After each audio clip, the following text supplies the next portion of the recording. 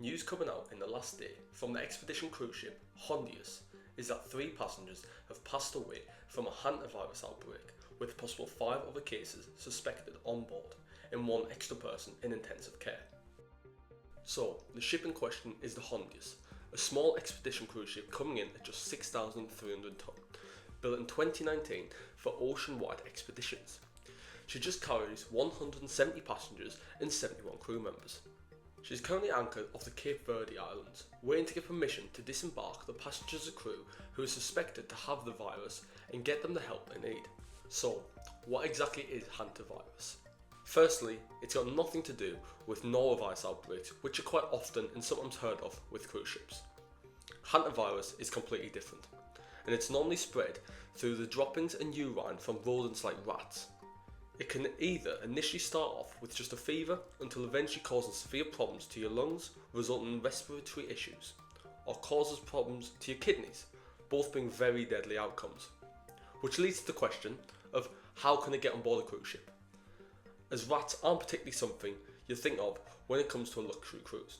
And what precautions have the cruise line done to try and limit the infection around the ship now? At the moment, the only confirmed deaths are an elderly couple from the Netherlands aged 69 and 70.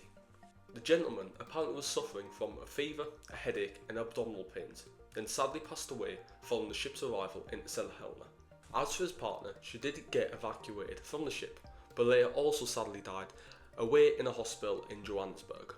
The 3rd victim on board has been confirmed to be from Germany, although as of the time of recording there was no cause of death issued to the public. So, what for now for those passengers and crew still left on board the Hondius? Well, quite simply, it's a waiting game for the authorities in Cape Verde to allow the passengers and crew on board who have shown symptoms to get the medical care they need by disembarking them onto the island. The authorities in Cape Verde have said this is a precautionary matter to help protect the population of the island. But hopefully, as time goes on, we start hearing good news coming out of the Hondius. And I'm sure, as you do, we wish everybody affected by these events our deepest sympathies and to a speedy recovery. I'd like to thank you for watching this short video, and I really hope to see you next time in a bit of a positive tone. Thank you for watching.